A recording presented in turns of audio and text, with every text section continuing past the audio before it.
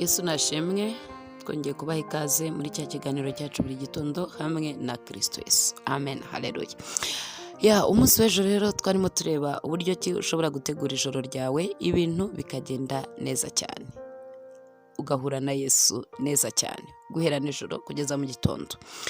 Umunsi w'amasaha 24 ubuzima bwawe ukabasha kubuhuza n'icyo data yakuremeye. Aha mbibutsa yuko umugambi w'Imana urakuruta cyane. Niyo mpamvu mu byo tuzajya tuvuga cyane uzajya wumva tugaruka ku kintu bita kurangiza misiyo yawe ku isi, kurangiza icyo Imana yakuremeye.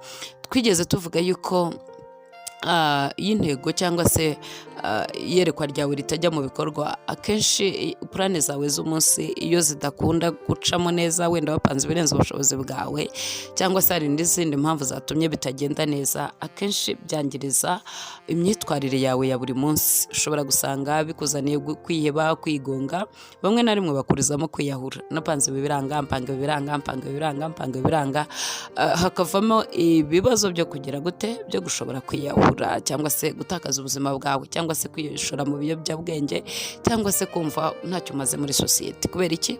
Hari imigambi wapanze rimwe na rimwe yanga gusohora, ubundi ntuyigeraho, ibyo upanga byose biranga. Bigirwa rero n'impamvu nyinshi zitandukanye tutari butindemo uyu munsi. Kuko gupanga neza gahunda z'ubuzima, kugira iyerekwa rishobora gusohora, bitera imbaraga z'umutima kandi bikakuzamura mu cyerekezo cy'ubuzima bwawe. Hano rero uyu munsi ntabwo ari byo turi butindeho cyane, ahubwo tugiye kuvuga ku kindi kintu gikomeye. Ejo twabonye uburyo ki umuntu nyine iyo yaraye apanze ibintu bye neza, Imana ivugana nawe nijoro ashyizweyo asinziriye ngo ikumvisha amatwi yiwe, hanyuma igahindura imigambi ye cyangwa se ikamwigisha cyane kugira ngo ibyo yaraye apanze mu gitondo abashe kubishyira mu bikorwa.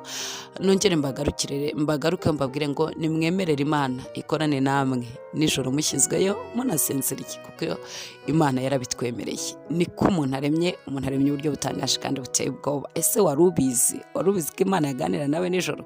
Wari ubizi ko ushobora kubyuka warabipanze ibintu ugasanga byahindutse? Wari uzi ko ushobora kubyuka warabipanze ibintu ugasanga? Kuko ijambo ry'Imana rivuga ngo umuntu nupanga ibintu ariko Uwiteka niwe asohoza ibyo yapanze. Hanyuma rero iki gitondo tugiye kuvugana iki? Tugiye kuganira ku ijambo ry'Imana rikomeye cyane. Mbere yuko turiganira, ndagira ngo mbanze mbabwire intego y'umunsi. Intego y'umunsi iragira iti wari uzi ko imyitwarire yawe ya mu gitondo ubyutse ishobora kugira ingaruka ku buzima bwawe bwa buri munsi? Tugiye kureba nk'abantu batatu imyitwarire yabo.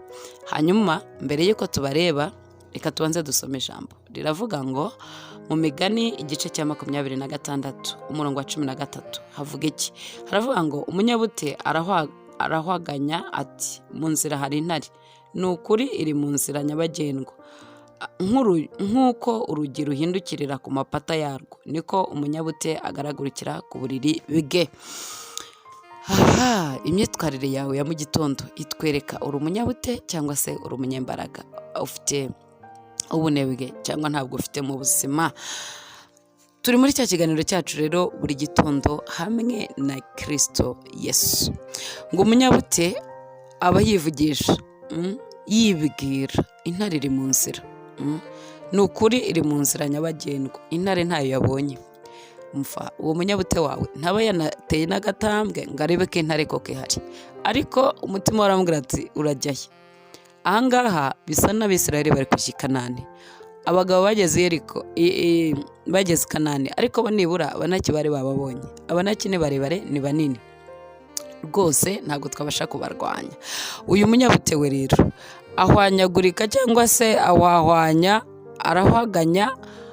mbese aribwira arisuzuguza, sinzi ko nabyita mu Kinyarwanda. Yibwira mu mutima w'amagambo amuca intege. Ahubwo atumva rero mu nzira nyabagendwa rwose ndabizi hari intare. Umunyabute mu murimo w'Imana niwo uvuga ati nintangira kuririmba abantu basandeba gute. Umunyabute mu gusenga aravuga ati ntawamenya, abandi babipfiriyemo, abandi babibatukiyemo, reka mu nzira nyabagendwa hari intare. Umunyabute mwivugabutumwa wese se bazanyumva bati? Rimwe na rimwe atabona n'abamukurikira akavuga ati mu nzira hari intare, se nzasubirayo. Umupasiteri w'umunyabute rero nawe igihe cyose aba yumva ko abakristo ari intare ziri mu nzira, ibibazo ahuye nabyo, donc azahura n'ibibazo bitandukanye, hari ibyo adatinya gukora, atinya kugeraho, akavuga ati ninkoma kuri ibi mu nzira hari intare, nimpindukira nkajya ahangaha mu nzira hari intare. Donc abanyabute niyo mitekerereze yabo, bahora babona ibiteye ubwoba imbere yabo, bahora bavuga yuko ibintu rwose bitashoboka kubera batinya ko harimo ikibazo runaka, bahora babona intambara gusa aho kubona amahoro, bahora mu bibazo aho kubona ibisubizo. 14 nk'uko urugi ruhindukirira ku mapata yarwo, niko umunyabute agaragurika mu buriri bwe. Umunyabute wawe witinyira intare arabyuka nk'aho yabadutse, abahindagurikira mu buriri nk'uko urugi ruhindukirira ku mapata. Urabona iyo ukinguye hari ukuntu urugi ruhindukira nyine, abagaragurika mu buriri, abahindagurikira mu buriri, mbese ngeze aha rero, reka mbabwire imwe mu myitwarire y'abantu mu gitondo, ugahita umenya ngo uyu muntu ni muntu ki. Uwa mbere arabyuka mu gitondo akamera nk'uyu munyabuti, akagaragurika mu buriri nk'urugi ku mapata, akareba muri telefone akayivamo, agahereza ubwonko bwe ibintu bitari byiza, ndeba nk'ibyo yakoye ku masosho media, nk'ibyo yakoye mu matelefone, agahindukira akibirindura akigaragura. Urumva yatinye kubyuka, arahama yigaragura, avuga ati wanyongera iminota 3, wanyongera 5, wanyongera 5. Aha mbibutse ko turi muri ya ntego ivuga ngo buri kintu cyose ku isi gifite igihe cyashyizweho, numenye ibi uzagira ubuzima bunesha. Iyo minota arimo agaragurikira ku buriri, iyo minota ntawuza kuyimwishyura. Yicuye ariko yabuze uko byuka, arirambura, arigorora, akabyuka agashyira ibirenge hasi, bikamera nk'aho amanutse muri etaje hejuru. Kubimanura kubigeza hasi nabyo ni ikibazo. Agahita agenda akajya muri dushe, akoga yikwedura, akagaruka, we ni urugero, akaba yasasa n'uburiri bwe, then akajya mu kazi. Uwo muntu rero ndaza kuvuga ibiza kumubaho umunsi we wose. Behe niyo miterere y'ubundi, ni character yiwe, donc afite uburyo ateye ate mu kanya turabigarukaho. Uwa kabiri arabyuka agahita, nimba isaha ye cyangwa yashyizemo ikimukangura, agahita byuka direct, ashyira ibirenge bye hasi, asenga Imana. Yamara gusenga Imana no gukora cyangwa se no kwiga ijambo ry'Imana, agahita ajya muri dushe, akaza agasasa uburiri bwe, agatunganya icyumba cye, agahita yirukanka akajya mu kazi. Abo ndavuga ko bafite akazi. Uwa gatatu we rero arabyuka agahita agenda akajya muri dushe, agahita yirukanka ajya ku kazi, nasubira inyuma ngo arebe ibijyo mu cyumba nuko bimeze. Ese ibi bintu bibaho koko? Yego bibaho. Twabonye rero ko umunyabute agaragurikira ku buriri nk'uko urugi ruhindukirira ku mapata. Uwa mbere twabonye wa wundi ubyuka akabanza agahindukira nk'urugi ku mapata, uwo nguwo biroroshye ko adashaka kugera ku ntego ze z'umunsi, biroroshye ko adashobora kubona viziyo ye y'umunsi ngo igerweho. Ibintu byose kuri we ni bizaba bikorwa. Nigeze mbabwira ngo igihe gikomeye cyane kigoye, ikintu gikomeye kigoye mu buzima ni nzabikoresha. Uwo nguwo rwose pe na plane ntago zikunda kuzigira, akemura ibibazo biri emergency, nta mwanya afite wo gutegura ubuzima bwe, nta mwanya afite wo kandi rwose iyo agiye mu bintu akabona biranze ahita bivamo, nta focus. Uzabireba nyine nimbabwira ibi ngibi, uzagende ureba izo character, urebe koko nimba ibyo mbabwira bihura. Nta focus, ahora mbese iyo byanze arabireka, business iranze arayiretse, kuririmba byanze arabiretse, ahorana intare imbere ye, ntajya zibura. Intare mu murimo ntazibura, intare muri business akora ntazibura, ni wa wundi uva ku kazi kamwe akajya ku kandi, ibyo ntiyabibura, nta kintu bimubwiye, mbese ahorana ibibazo bitandukanye. Uwa kabiri ubyuka agahita akora ibyo agomba gukora, gahunda ze akazipanga neza, umunsi agahita agenda akajya mu gukemura ibibazo. Uwo nguwo aba consistent mu buzima bwe, ntajya yemera gutsindwa, ntahunga ikibazo. ni ukuvuga ngo iyo abyutse mu gitondo yamara kubyuka akajya muri plane ejo twavuze ukuntu urara uteguye umunsi wawe, akajya muri plane ziwe arazikora, iza ferenze arongera akazigarukaho, ntabwo ajya yemera kurekura kinyegi kuko ibintu bye bihora bifite smartness, ibintu bye bihora bifite gahunda.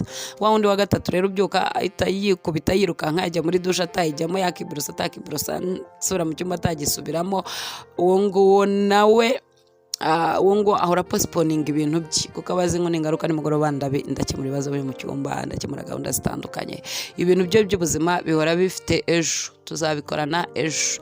Uramuhamagara ati dukorane ibingibi ati tuzabikorana ejo, amuhamagara ati gahunda zimeze gutya ati tuzazikorana ejo. Niyo gahunda y'ubuzima bw'ubundi, nta bimugora, nta focus, yenda gutera nk'umwe wa mbere wigaragura ku gitanda mbere y'uko abyuka.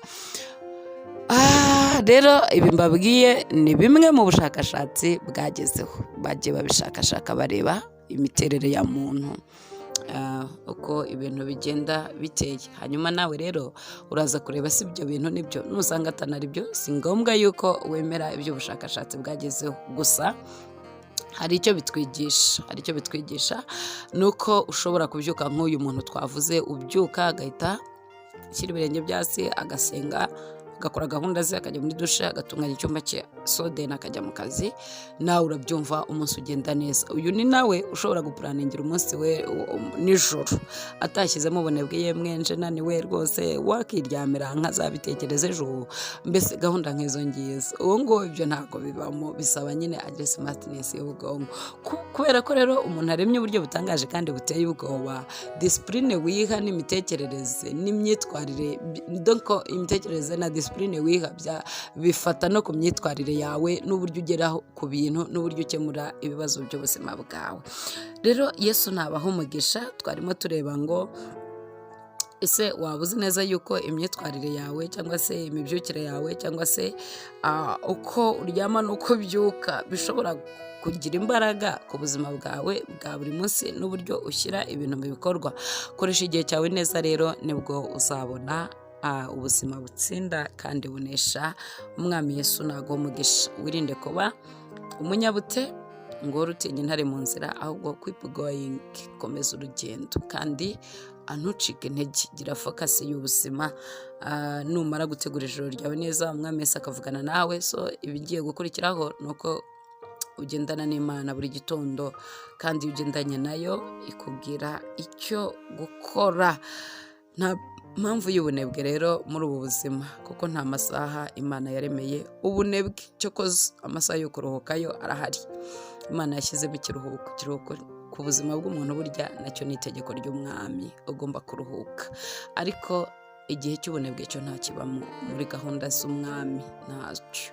Nimba ukeneye kuruhuka, fata igihe uruhuke, ruhura umubiri, ntugakoresha indogobe yawe, ku buryo indogobe ni umubiri mu yandi magambo, ku buryo ugeraho ushobora gupfa wishwe no kutigeze uruhuka. Ibyo nabyo ntabwo ubukoresheje ubuzima bwawe neza. Ukeneye kubona umwanya mwiza wo kuruhuka, wo kurelaxinga, kugira ngo wongere utume ubwonko bwawe burefreshinga, busubirana ibitekerezo bizima, bwongera gutekereza. Ibi nabyo biba ari akazi mu yandi magambo, kuko biba biguha nanone ibindi bitekerezo by'ejo hazaza. Yesu nabaha umugisha. Mwakoze cyane. Shalom shalom.